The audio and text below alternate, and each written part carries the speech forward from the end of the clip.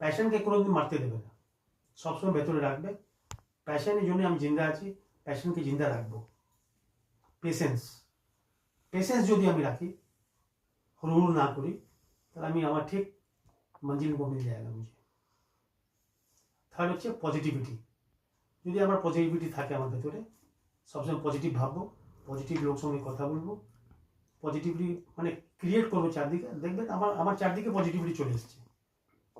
ওরা 3টে পি সময় একদম স্ট্রং মনে রাখো, এটাকে ভেবে এগিয়ে চলে যাও, কোনো অসুবিধা হবে না, কোনো কাজ ছোট হয় না। আর সবার সঙ্গে বন্ধুত্ব রাখো, সবাইকে হেল্প করো, অটোমেটিক তুমি হেল্পটা তোমার কাছে চলে আসবে 4 গুণ হয়ে।